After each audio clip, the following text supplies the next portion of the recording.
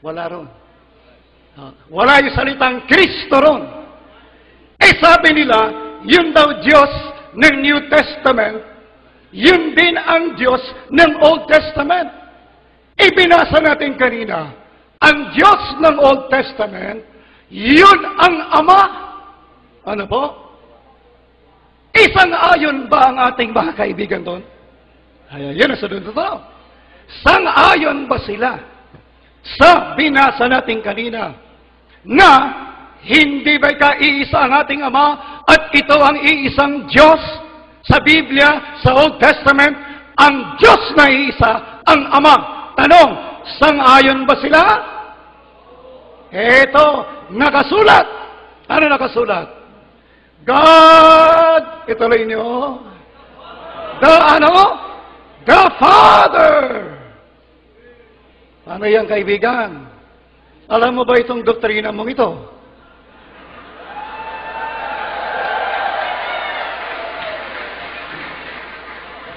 Ngayon, pabulaanan mo hindi totoo yung sinasabi doon sa aklat ninyo. Na hindi totoo yung sinasabi ninyan na yung Diyos ng matandang tipan ay hindi iba kaysa sa Diyos ng bagong tipan. Ayon sa aklat ninyo, ang Diyos na yan, yan ang Ama. Ano ba kaya babaguhin niya?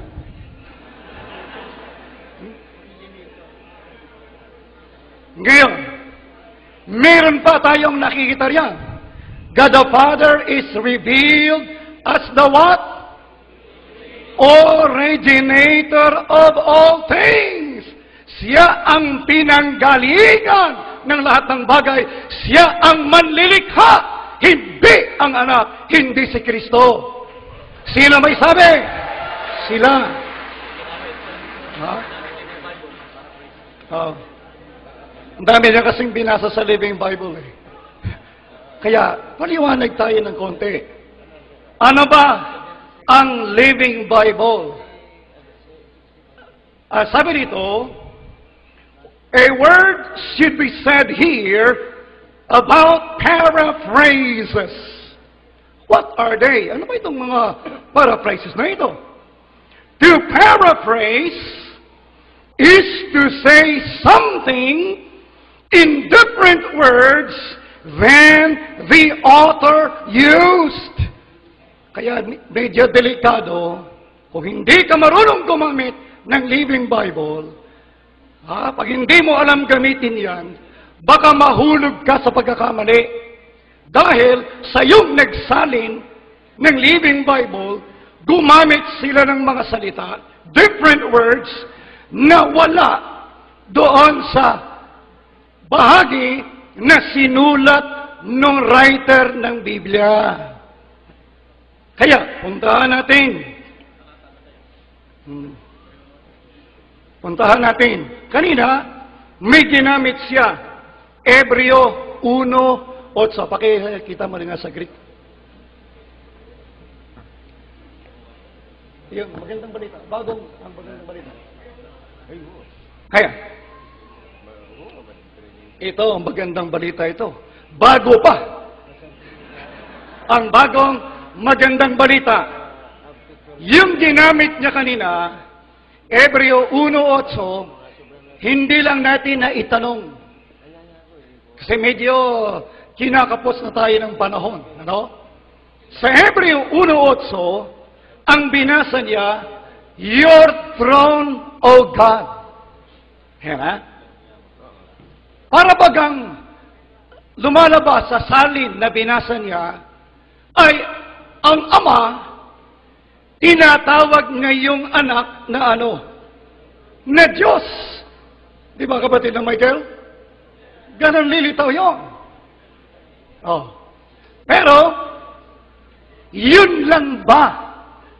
Ganon lang ba dapat isalin? Yung Hebreo 1:8.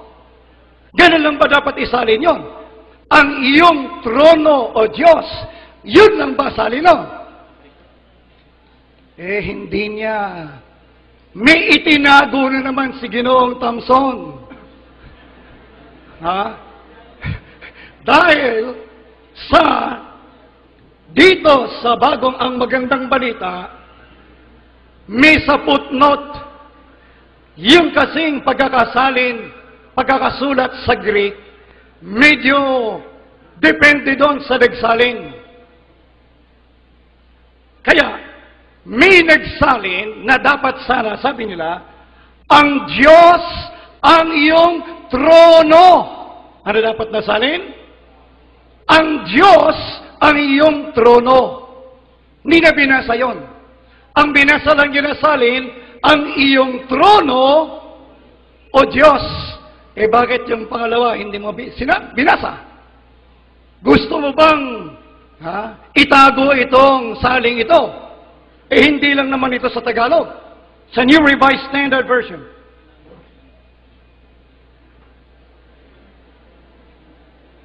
Ayan. Thy throne, O God, or God is thy throne. Dalawa yan. Kaya, sa Greek kasi, o tronoso, o theos. Ano ang kanyang paniniwala rito? Ang Diyos, tinatawag yung anak niya na Diyos. Ang iyong trono o Diyos, yun ang gusto niyang salin. Preferred niya yun para palitawin na yung anak ay tinatawag ng Ama na Diyos. Ba't hindi niya ginagamit yung God is your throne? Kasi hindi yon sang-ayon doon sa kanyang paniniwalang yun.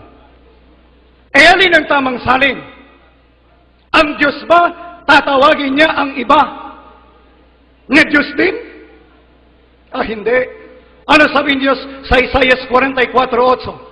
Ako'y walang nakikilalang iba. Ibang Ibang Diyos. Kaya mali yung salin na ang iyong luklukan o Diyos. Ang tama, ang Diyos ang iyong luklukan.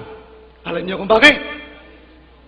Pag ituloy po natin sa talatang 9, pansinin ninyo, sa talatang 9, ganito nakasulat. Ito. Ngunit tungkol sa anak ay sinasabi, ang iyong luklukan na Diyos, 9 na, inibig mong katwiran, kinapuotan mong kasamaan, kaya't ang Diyos mo. Ano sabi? Ang Diyos mo.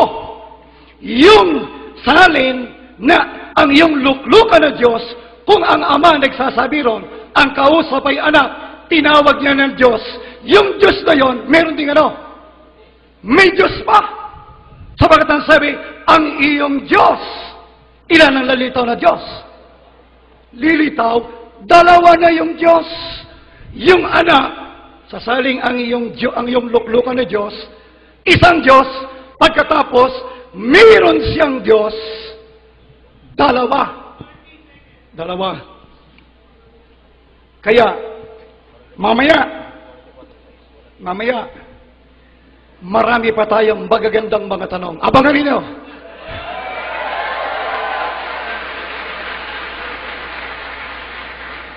Ano yan?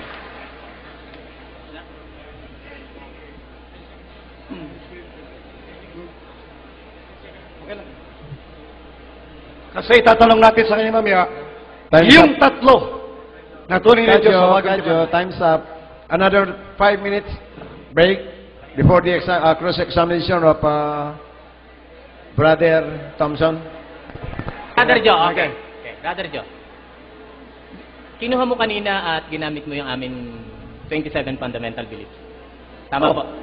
Eh, siyempre, obvious naman yan. Gamitin ko na ginamit po. Okay nga po. Obvious okay naman po. na ginamit natin. Okay, ginamit nyo kanina. Tanong ko po, doon po ba sa aming 27 fundamental beliefs, binanggit po ba doon na si Kristo ay hindi manlalalang?